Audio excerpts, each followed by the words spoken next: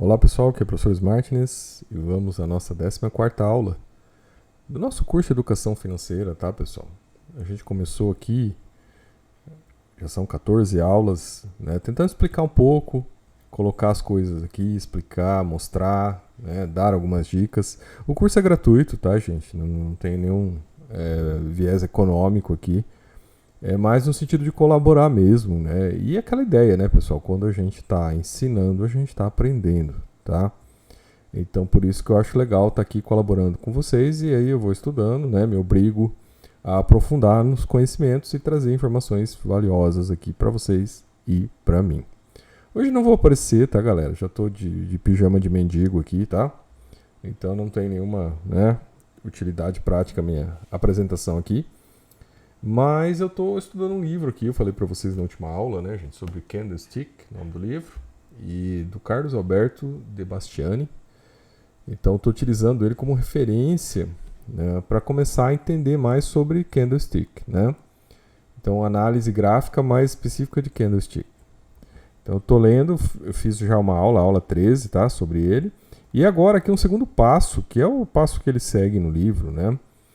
Fazendo alguns apontamentos de fundamentos de análise gráfica, que eu acho que valem para todos os tipos de análise gráfica, né? Que não seja só de Candlestick, dessa técnica aqui, né?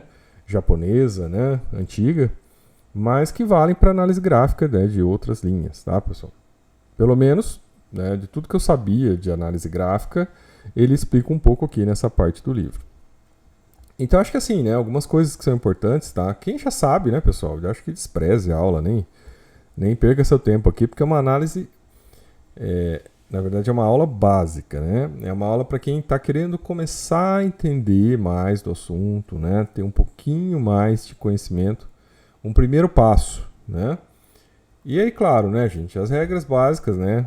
Que é você sempre, né, são dois eixos, né, pessoal? É o tempo e o preço, tá? Então, na horizontal é o tempo, na vertical é o preço, as variações, tá?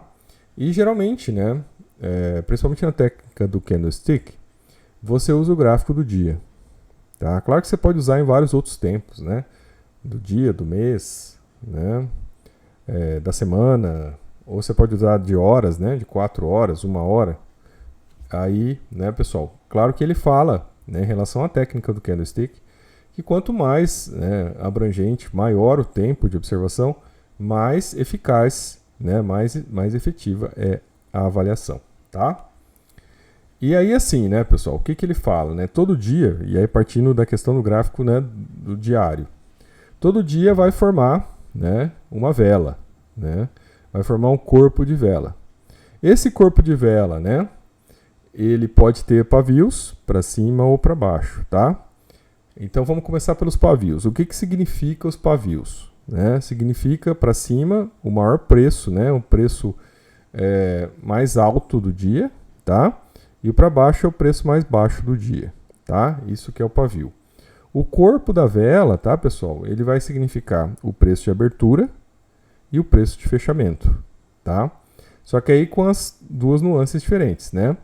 Se o fechamento, tá, foi maior que o preço de abertura, então a gente vai ter um candle verde, né? Geralmente hoje se usa a cor verde, ou um candle branco, tá? Quando você está usando o gráfico sem cores. Se o preço de abertura, tá, pessoal, for maior do que o preço de fechamento, significa que, né, aquilo caiu de preço durante o dia, você vai ter um candle vermelho, um corpo da vela vermelho, tá? Ou preto, tá?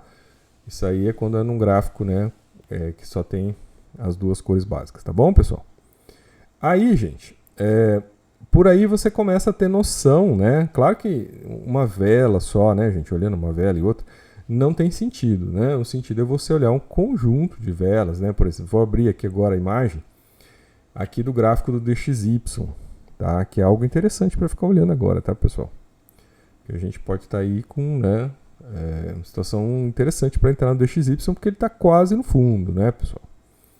Então, olha só, a gente tem aqui, né, o gráfico dele por dia, tá? E a gente vai vendo aqui como as velas foram se fechando, tá? Na verdade, esse aqui nem é por dia, tá, pessoal? Esse aqui é por 45 minutos no dia. Mas só para vocês poderem ver aqui e entender maior como, né, como as velas funcionam, tá vendo? Tá verdinha, quer dizer que o mercado subiu, né? Abriu menor do que fechou. Aí tem os pavios aqui, dá para ver certinho, tá? É bem legal. A relação do preto e do branco, tá, pessoal, tem muito a ver com o simbolismo oriental, tá? Do Yin, que seria o branco, energia feminina, e o Yang, o preto, energia masculina, tá? Então, na criação, lá no início da teoria, né, do candlestick, tinha essa ideia aqui, né, do símbolo do Yin e do Yang, né, dos símbolos que se complementam. E é até legal a gente entender os símbolos, porque ele tem muito a ver na explicação do que é o mercado, né? Que o mercado, na verdade, é um confronto de forças, né? Você tem uma força compradora, né, identificada como ganância, e você tem uma força vendedora, identificada como medo, tá? E essas forças, elas, né, estão ali num cabo de guerra, né, continuado, que é o mercado, e ali, né, então, conforme essas forças vão dominando, ou vão se esgotando, a gente vai tendo, né, as nuances, né, do gráfico, o sobe e desce do gráfico, né? Então, por exemplo, está subindo aqui, ó, a gente está vendo que está tendo força compradora. Aí ela chega num ponto, né, ela se esgota, ela se exaure, ela perde, né, sua capacidade, e aí começa então a aparecer a força vendedora, né, que ela vai empurrando o preço para baixo, até que, por exemplo, aqui a gente está vendo que ela também já está se exaurindo, né? A gente já está vendo aqui que ela perdeu nesse intervalo aqui, a força vendedora também perdeu sua capacidade, ela está se exaurindo, e pode ser que a gente tenha então novamente uma força compradora. Por isso que eu estou de olho no gráfico do DXY, né? Para ver como é que isso aqui vai parar. Então, gente, é uma coisa muito interessante, né? Porque a função, né, do candlestick, desses gráficos aqui, dessa análise gráfica, é você verificar, antecipar os movimentos seguintes, tá? Que são geralmente, né, são embasados em fatores psicológicos e emocionais do mercado, né, seja a ganância ou o medo, e eles estão então, né, movendo essas forças, a compradora e a vendedora. Nesse equilíbrio dinâmico, né, em certos momentos você vai ter a força compradora e em certos momentos a vendedora. E daí, se você conseguir antecipar e entender os movimentos, você pode, então, atuar fazendo um trade. Então, essa é a grande lógica da coisa, né? E até o De Bastiani, eu coloquei um texto dele aqui, tá? Ele explicando, ele fala, todos os movimentos de alta, como os de baixa, tendem a um equilíbrio de forças, depois de um período de tempo, ele coloca aqui, não mensurável, né? Como se um dos lados, após esforço ganhando posições, ficasse cansado e enfraquecesse, exaurindo a tendência em curso, né?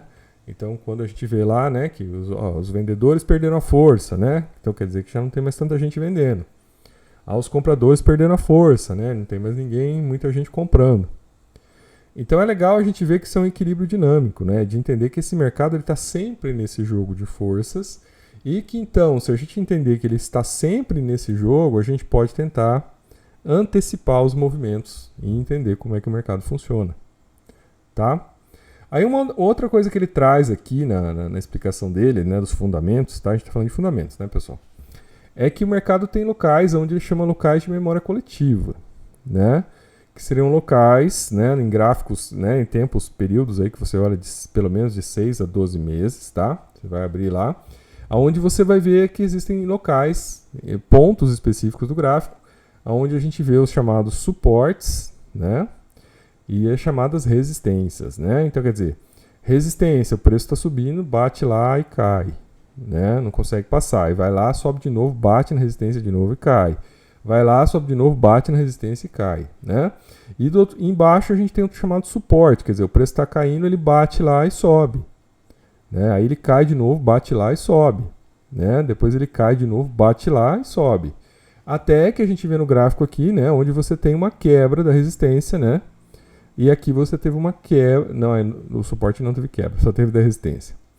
Então até que o momento tem a quebra da resistência e ele consegue ter uma continuação de tendência, né? Não sendo limitado aqui pelo ponto de resistência, né? Então é interessante a gente ver isso, porque aí também te permite que você veja no gráfico esses pontos. E aí você entenda que quando chegar ali, né, por uma memória coletiva que ele chama, né, mas é porque na verdade naquele ponto muita gente já deve ter comprado ou vendido, né, naquele ponto, e tem muita gente que às vezes ficou presa ali, então se o preço voltar a pessoa vai vender, né? Essa seria uma explicação mais fácil, né, do que é suporte e resistência, né? Ou a galera comprou barato e já subiu, tem um determinado ponto lá, né, que o pessoal sabe que tem bastante gente querendo vender e a galera vai e começa a vender mesmo. Então, nesses pontos, né, mais pessoas tendem a vender no ponto de resistência, mais pessoas tendem a comprar no ponto de suporte, tá, pessoal? Então, acho que é legal para entender isso, para começar a ler melhor os gráficos, né? Aí ele fala aqui da quebra do suporte à resistência, né, que é no momento que dá a continuação de tendência, né? Então, é interessante isso, uma vez quebrada, né, ó, confirmada, né, tem que esperar confirmar a quebra, né? Confirmada a quebra, quer dizer que ele passou, né? Sempre que ele passa, ele vai voltar e vai testar de novo. Aí, se aquilo era resistência, agora virou suporte, ele vai bater e aí ele vai começar a subir. Aí que ele confirmou a quebra da resistência nesse caso aqui, tá? E aí, claro, ele fala aqui de situações onde, né, tanto a resistência como o suporte podem ser vencidos facilmente quando a gente está diante, né, de ocorrências externas, né, tipo um balanço ruim, o Fed vir e fala que vai voltar, né, imprimir dinheiro para salvar os bancos, aí o BTC vai lá, o Bitcoin vai lá e quebra os 25 mil, né? Então são momentos que a gente vê que, por vezes, tanto a resistência como o suporte podem ser quebrados por uma informação externa e não por aquela memória coletiva do gráfico. Então é algo interessante para a gente pensar, né? Então, né, para quem estava ali no mercado, né, quem olhou poderia ter pensado, pô, né, o CZ disse que vai pôr 1 bilhão amanhã, o Fed disse que vai começar a imprimir dinheiro de novo. Então isso aí poderia ter sido já, né, uma cantada de bola de que, olha, a resistência dos 25 não vai segurar mais, né? Porque a galera vai, né, com essas informações aí, vai entrar comprando. A força compradora vai ser maior do que a resistência. E aí vai quebrar e vai subir. Certo? E aí, gente, por fim aqui ele fala, né? Por último, depois eu ponho por último aqui embaixo de novo, tá? Que eu complementei o texto, mas eu vou tirar aqui, depois eu corrijo. Tem a questão dos gaps, né? Gaps, então quer dizer, o preço fecha num determinado ponto, tá? E no outro dia ele abre mais baixo. Então, né, na diferença aqui, né, no gráfico da vela do dia, você vê que um dia ele fechou num ponto, no outro dia ele abriu mais baixo, então você tem um gap aqui, tá? E aí pode ser o contrário também, né? Num dia ele fechou aqui num ponto e no outro dia ele fechou mais alto. Então você tem um gap aqui também, né? Seja um gap na região de suporte ou de resistência, tá? Aí ele explica, né, que os gaps podem, né, identificar ali onde está a resistência, onde está, né, o suporte e podem também estar sinalizando alguma coisa, tá? Então é interessante a gente olhar esses gaps também quando a gente está olhando gráficos. Outra coisa que ele acha importante é olhar o volume, tá? Porque o volume é que confirma o padrão, né? Se você não tem volume, né, acontece algo lá sem volume, é uma coisa meio esquisita, né? Então você fica vendo lá o mercado, ele começa a subir, mas ele não tem volume, né? Então quer dizer, o que está acontecendo ali? Não é uma força compradora, né? Aí o mercado começa a cair, mas não tem volume. Então, assim, não tem uma força vendedora, tá? Então, assim, o volume, ele é importante para confirmar o padrão que a gente está vendo no gráfico. E ele chama atenção aqui, né, pessoal, que por vezes a gente está falando de reversão de tendência, mas não necessariamente de uma alta vai para baixa, né? Por vezes pode acontecer de uma alta ir para uma lateralização, né? Ou uma baixa ir para uma lateralização e ficar ali naquele padrão de acumulação por um período de tempo, né? E então isso aí pode né, determinar que você não deve olhar quando você vê uma reversão de tendência no gráfico que aquilo imediatamente uma baixa vai virar alta, uma alta vai virar baixa, tá? A reversão de tendência pode ser de uma alta para lateral, de uma baixa para lateral, tá? E ele fala, por último, aqui nessa parte de fundamentos, de que a gente tem não só padrão de reversão, mas padrão de continuidade de tendência, tá? Que é uma coisa legal da gente entender, então, né? Quando acontecem, então, os candles, né, os gráficos, não necessariamente a gente está falando só de reversão, mas também de continuidade, né? Eu acho que isso que cabe aqui nessa pequena aula, Espero que vocês tenham gostado, tá? Espero que ajude aí você a melhorar teus trades ou começar a entender, né? Eu acho que é importante, gente, é sempre a gente estar aprendendo. A gente tentar ir além, né? A gente tentar conseguir fazer coisas melhores, né? Atuar melhor, né? E atuar com inteligência, né? Sem a variável da emoção. A gente usar a variável da inteligência. Porque ela é a nossa única chance, pessoal, de estar fazendo alguma coisa aqui com algum nível de controle nesse tipo de mercado. Essa é a nossa única chance. Tá bom, gente? Então, eu sou o professor Smartness e até nosso próximo vídeo.